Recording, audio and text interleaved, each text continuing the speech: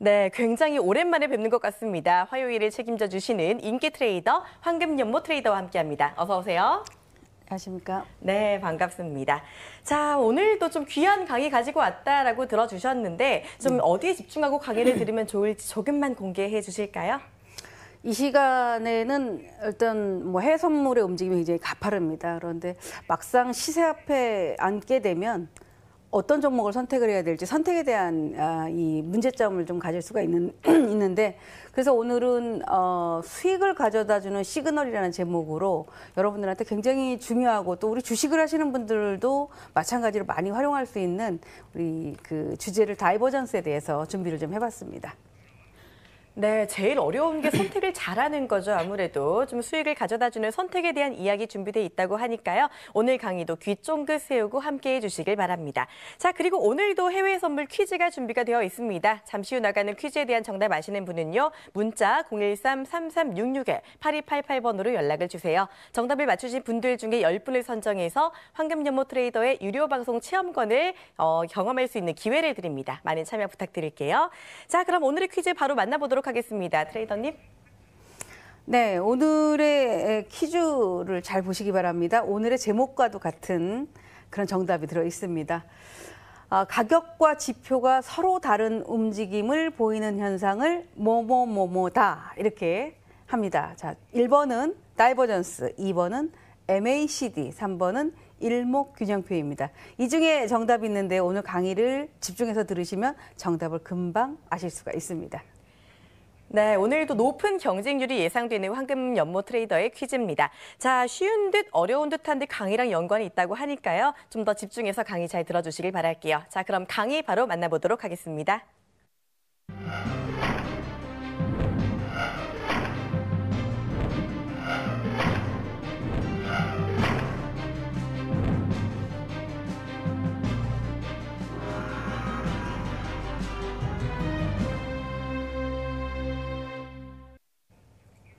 네, 지난주는 근로자의 날이어서 제가 출연을 못했습니다.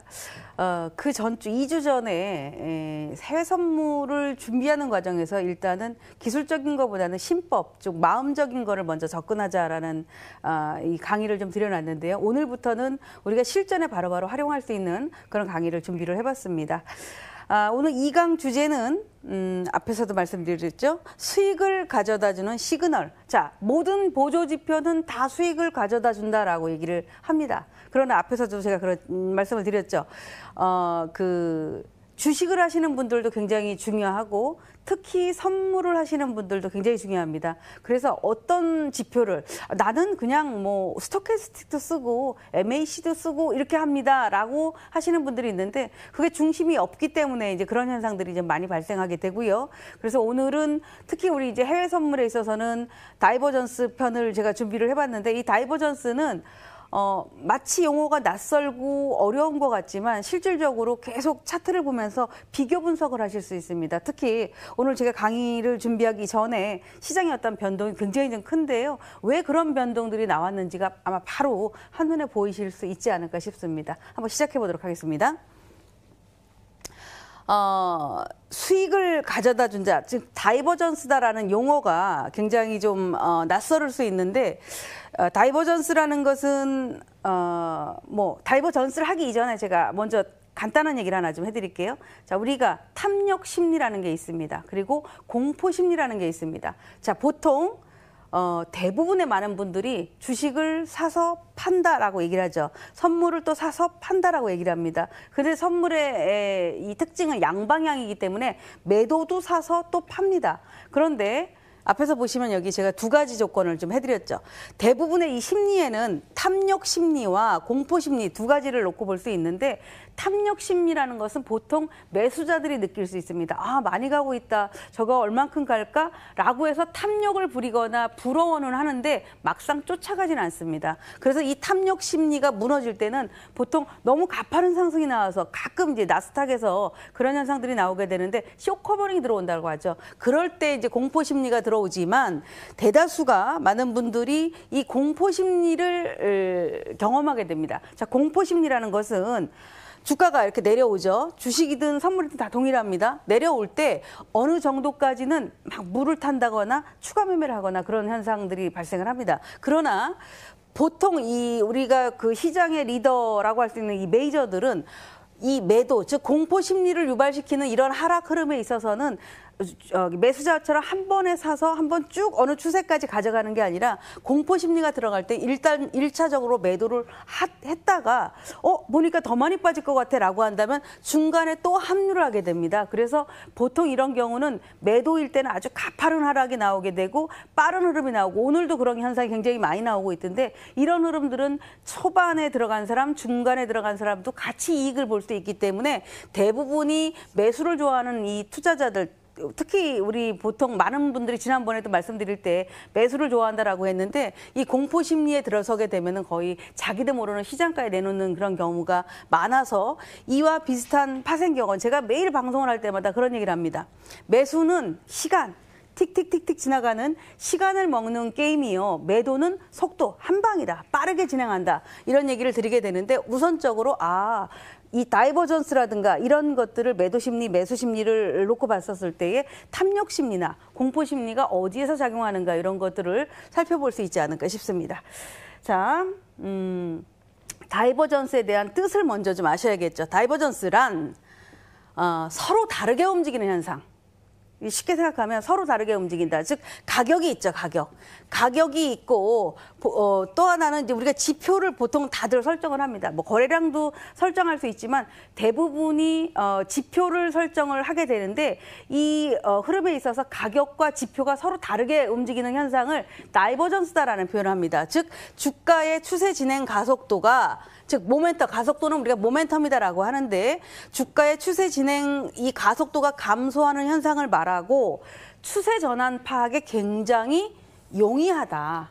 지금이 하락 추세가 되면 섣불리 매수를 잡을 필요도 없게 되고요. 아니면 하락 추세가 언제 곧 전환점이 발생할 것인가 이런 것들을 찾아볼 때 굉장히 중요합니다. 그래서 제가 앞에서 그런 얘기를 드렸죠. 주식을 하시는 분도 굉장히 필요하다. 다이버전스를 아는 것은 보통 우리가 디버전스 이런 표현을 하는데 다이버전스를 아는 것은 굉장히 중요하고 자 우리 파생을 하시는 해외 선물 하시는 분들은 국내 선물도 마찬가지지만 어디서 활용하느냐 분봉에서 활용을 합니다. 주식은 주로 일봉에서 많이 활용을 하죠. 그러나 이 해외 상품 같은 해외 선물 같은 경우는 분봉에 활용하는 활용도가 굉장히 높기 때문에 그렇다면은 지금 내가 보고 있는 종목이 다이버전스가 발생을 했는지 아니면 아직도 그냥 진행을 하고 있는지 이런 것들을 볼 수 있기 때문에 섣불리 예를 들어 매도가 급락하고 있는 상태에서 매수를 섣불리 들어간다거나 하는 그런 일을 좀 자제할 수 있다라고 보시면 될 것 같습니다. 제가 그 휴일에 7일 날 온라인 강의를 했습니다. 온라인 강의에 우리 여러분들 앞전에 뭐 골든북 같은 거 말씀드렸잖아요. 이 골든북에도 보면은 다이버전스에 대한 용어를 이 풀이를 굉장히 많이 해놨는데 거기에 대한 강의를 드려서 나중에 기회가 되신다면 한번 들어보시면 내가 매매할 때에 그런 걸 내가 놓쳤었구나 또는 모르고 있었구나라는 거를 보실 수 있을 것 같습니다. 자, 간단하게 다이버전스 몇 가지만 좀 말씀을 드리겠습니다. 자, 화면에 보시면 요거는 주가예요, 주가. 주가는 이렇게 올라갑니다. 그죠?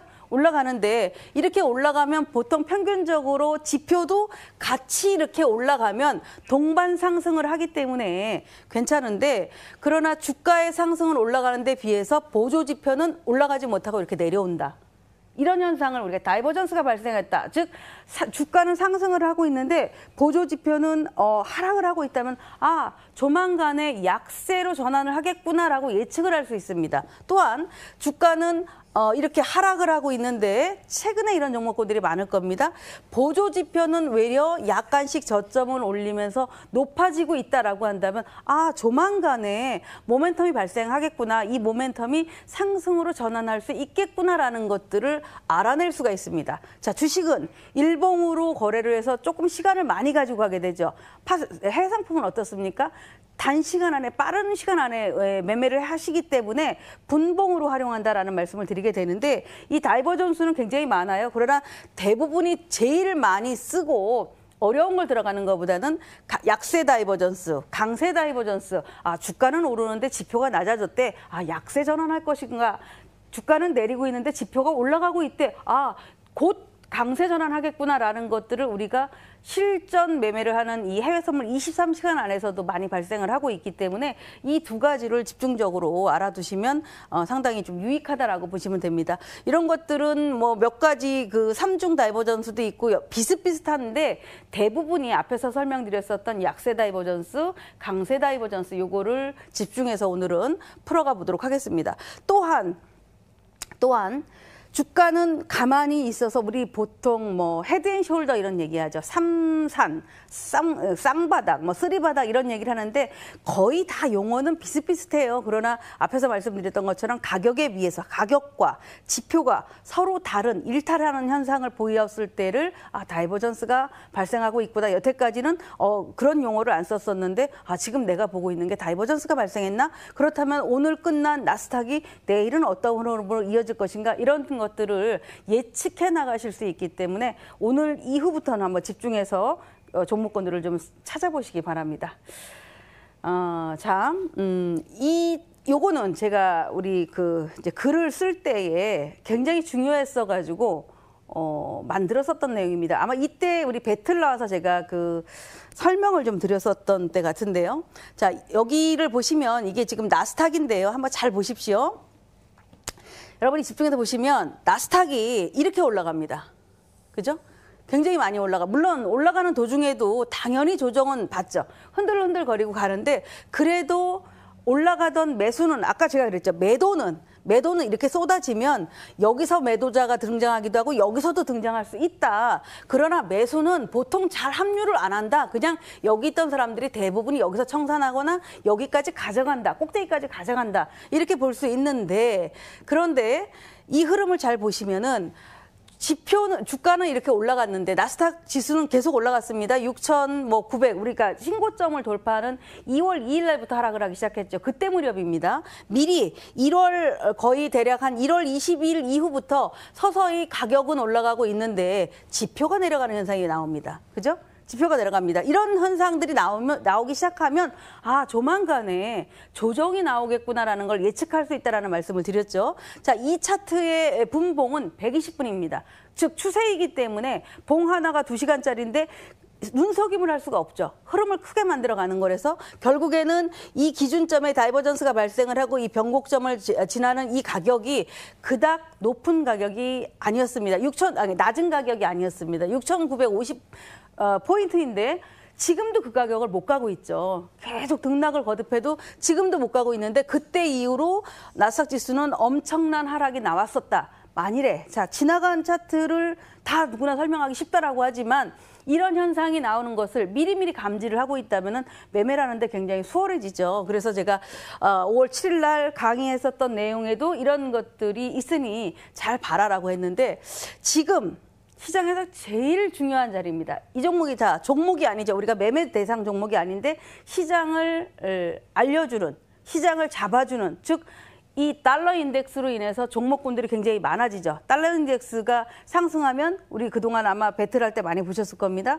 뭐 골드라든가 유로가 하락을 하면 같은 파운드라든가 이런 종목군들은 하락을 하거나 급락을 한다 이런 말씀을 많이 들으셨을 겁니다. 자, 달러 인덱스를 보시면 마찬가지로 우리 나스닥이 상승 무드로 가고 있을 무렵에 달러 인덱스는 이렇게 90 아래 89선에 머물러 있습니다. 89선. 자, 가격은 이때 가격보다 2월 초 가격이 약간 같거나 비슷한 흐름이 나왔었어요. 그런데 밑에 보조 지표를 한번 보십시오. 지표가 굉장히 높아지죠. 즉 상승으로 전환할 수 있다라는 것을 알려주고 있습니다. 그러면서 여기 보면 오실레이터가 살짝 눈금이 나옵니다. 자, 이 흐름이 다음에 어떤 현상이 나왔냐? 보시면 이런 흐름이 나왔었습니다. 자, 이게 제가 여기 우리 자료를 만드느라고 준비했었던 건데 그때 가격이 지금 보여주는 표가 아닌 현재의 흐름에서 이렇게 다이버전스가 발생 후 거의 모든 지표가 발생을 하면 대다수는 바닥이나 꼭대기를 원한다라고 말씀을 드리죠. 자, 내가 샀던 가격이 바닥이고 내가 샀던 가격이 꼭지면 그보다 좋을 수는 없습니다. 그런데 제가 늘 우리 회원들이든 아니면은 제 방송을 시청하시는 분들이든 드리는 얘기가 바닥이나 꼭대기는 누구나 다 잘 살 수 있는데 가져갈 수가 없다. 이유는 흔들기 때문이다. 왜? 자, 우리 알고리즘이라는 얘기를 많이 하죠. 로직을 가지고 시그널의 프로그램들을 다 많이 만듭니다. 그러나 바닥권에서는 조금만 가격이 흔들리게 되면 로스컷 기능을 막 주게 돼요. 그러나 그 로스컷 기능은 일부러 개인들이 달라붙었을 때 털어내게 하는, 손절매를 하게 하는 그런 유도 과정이다라고 얘기를 합니다. 그러나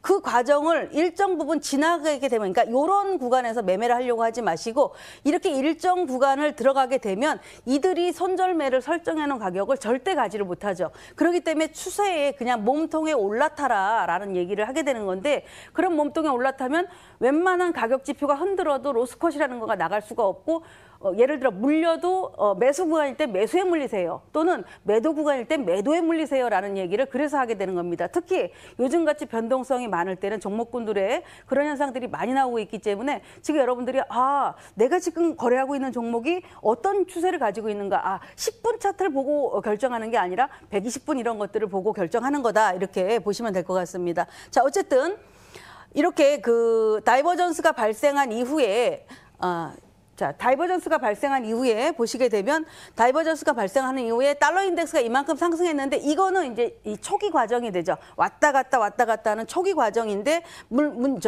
중요한 건 뭐냐면 이 구간이 왔었을 때에 이 짧은 2월 초의 구간에서도 어떤 현상이 나왔겠냐. 유로가, 달러 인덱스가 상승을 하게 되면 유로가 하락을 하게 되겠죠. 또는 골드도 하락을 하게 되겠죠. 이런 점들을 볼 수 있고, 크루드 오일이라든가 이런 쪽은 약간의 상승을 유지하게 되고, 또 뭐 채권 쪽이라든가 이런 쪽들은 또 뭐 다른 그런 흐름들을 좀 가지게 된다, 이런 걸 볼 수가 있고요. 요게 이제 지금의 아마 여러분들이 혹시라도 골드를 매수했다가 왕창 물려가지고 고생한다거나 유로를 헤어날 수 없이 힘들어한다거나 이런 현상이 여러분들이 이 흐름을 안 보셨기 때문입니다. 자, 잘 보세요. 이제 시간이 좀 지납니다. 아까는 2월 초였죠. 다시 시간이 지나서 이렇게 그 4월 중반 무렵을 보시면 또 왔다 갔다 합니다. 제가 동그라미 표시를 해놨는데, 이때 가격보다 이때 가격이 더 낮아요. 자, 저도 이때 달러 인덱스가 이러니까 요거만 집중했다면, 골드나 유로만 집중을 해서 거래를 하겠죠. 근데 저희들의 이 특징상 여러 종목을 많이 보다 보니까 하나를 갖고 물고 늘어질 수가 없는 그런 운명에 좀 있는데, 자, 보시면 이때 가격보다 이때 가격이 더 낮아 있습니다. 그런데 지표는 어떻게 되어 있어요? 지표는 똑같이 영역권에 있는데, 이때의 가격, 이 가격보다 당연히 지표가 올라옴으로써 어떻게 됩니까? 변곡점이 만들어지죠. 자, 변곡점이 만들어진 이유를 보세요. 제가 항상 그런 얘기를 많이 합니다. 오실레이터가 양 영역을 유지하고 있게 되면, 함부로 매도하지 마라. 이는 매도보다는 매수의 힘이 훨씬 더 가파르기 때문에 중간중간 당연히 익실현자는 등장한다. 그러나 그들이 익실현자가 등장을 하지만 그들은 완전하게 매도로 전환하는 익실현자가 아니기 때문에 함부로 매도하게 되면 매도는 짧게, 매수는 길게 해야 되는데 오히려 매도자가 곤혹스러운 그런 과정에 들어가게 된다. 즉 우리가 증시가 상승하면은 불마켓, 또 하락하면 베어마켓, 이런 얘기를 하잖아요. 이 달러 인덱스 입장으로 본다면은 이게 상승장이기 때문에 이런 흐름들을 보이게 되고, 달러 인덱스가 이렇게 상승을 보이면 어떤 현상이 나오겠습니까? 엄청난 상승이 나왔죠. 4월 중순부터 지금 5월 우리 이제 중반을 들어가는 이제 시점이 들어가 있는데, 초에 들어가 있는데, 이 시점에 본다면은 아마 골드나 유로는 어마어마한 하락이 나와 있었을 겁니다. 지금 우리 뭐 조금 이따가 좀 살펴보겠지만 그런 것처럼, 근데 여기서 이제 중요한 걸 찾아야 돼요. 자, 고점이 92 이상을 갑니다. 자, 이때 가격과 이때 가격을 봤었을 때의 가격이 다시 이때 무렵에, 그러니까 5월 초순 무렵과 다시 이게 아마 제 기억에는 이때 흐름이 FOMC 때였던 걸로 알고 있는데요. 이 무렵의 흐름이 가격이 비슷하거나 같습니다. 비슷하거나 같으니까 여기서 생기는 현상이, 지표는, 즉 여기에 이 지표보다 현재의 지표가 당연히 낮으죠.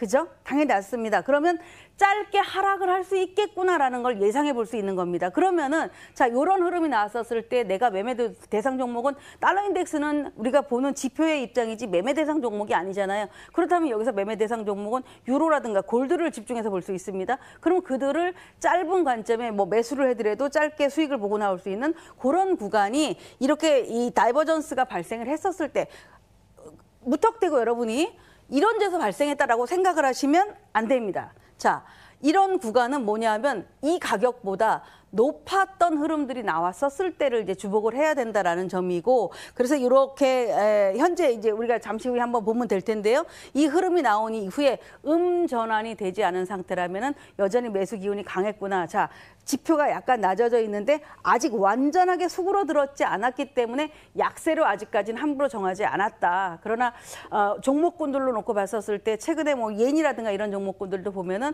다이버전스가 발생한 이후에 급등하는 그런 시세가 나왔어서 오늘 여기 최근에 이제 이렇게 지나갔었던 차트를 좀 제가 가지고 나왔지만 여러분들이 계속해서 어떤 학습의 효과로 학습으로 살펴볼 수 있다라고 볼 수 있습니다. 자, 앞에서 제가 달러 인덱스를 보여드렸죠. 달러 인덱스가 4월 가장 최근 기준으로 4월 중반부터 5월 초까지 아주 급등을 합니다. 92 이상까지 가게 되는데 굉장히 92 이상 갔다라는 건 사실 굉장히 많이 오른 거거든요. 그 무렵에 무엇을 봐야 되냐?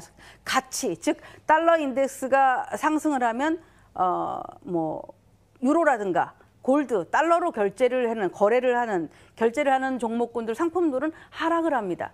그러니까 제가 국채 얘기를 많이 하죠. 금리가 올라가게 되면은 국채는 떨어진다. 금리가 떨어지면 오늘 같은 경우는 막 금리가 아까 보니까 막 올라가던데 3%대를 이제 가까이 가잖아요. 왔다 갔다 하는 흐름인데요. 그러다 보면 국채가 하락을 합니다. 국채가 보통 급등을 한다거나 상승을 하면 금리가 하락을 하게 되죠. 그런 것처럼 이렇게 종목별로 같이 묶어서 볼 수 있는데 달러 인덱스가 상승을 했었을 때의 그 고점이, 그러니까 바닥을 터닝하는 이때의 흐름이 우리 앞에서도 제가 4월 중반 말씀을 드렸잖아요. 이때 무렵에 보시면은 여기와 즉 유로가 대략 거의 이 무렵 되죠. 이때의 가격보다 그 다음번 가격이 조금 높습니다. 그런데도 보조지표인 이 지표는 훨씬 더 낮아 있죠. 그러니까 바로 전환이 되지 않는다는 얘기예요. 아, 오늘 다이버전스가 발생했으니까 내일 가격이 바로 하락할 거야. 이게 아니라 서서히 준비를 해야 되는구나. 이런 걸로 볼 수 있는데 이렇게 다이버전스가 발생하고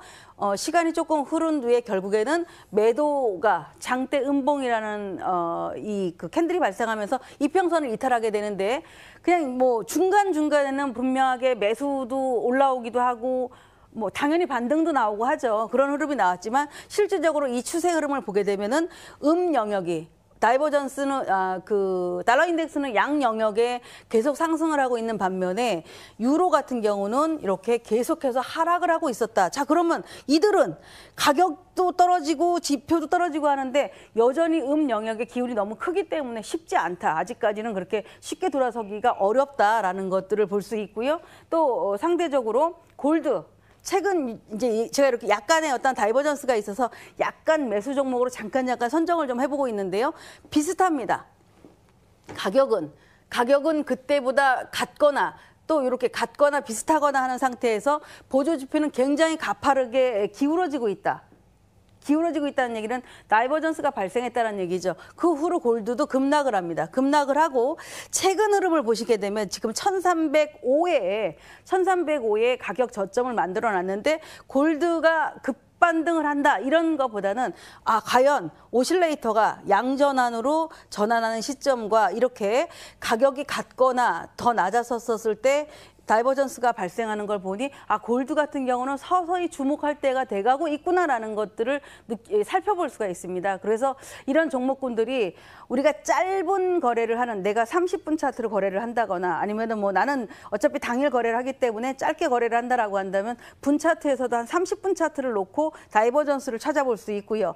큰 흐름을 놓고 보게 된다면 큰 흐름을 가지고도 다이버전스를 찾아볼 수 있다라는 그런 관점에서 제가 준비를 해봤는데 사실 짧은 시간에 이런 것들을 좀 요약을 해드리고 있지만 이 해외 선물의 장점이면서도 단점일 수 있는 게 그런 점이죠.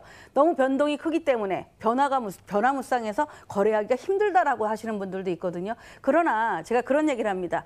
우리 국내 선물이 보통 6시간 반 정도가 평균 하루의 거래다라고 한다면 해외 선물이 23시간이 거래가 되니 이를 3등분으로 나눠라. 그렇다면 우리 국내 선물이 3바퀴가 도는 동안에 해외 선물은 하루에 거래가 되는 것이다. 그렇다면 내가 거래를 하는 기준이 대략 한 6시간, 7시간 정도로 쪼개서 이 시장을 바라보게 된다면은 지금 제가 말씀드린 이 다이버전스를 찾는 방법도 쉽고 또는 종목을 접근하는 방법도 훨씬 더 용이하다라고 볼 수가 있습니다.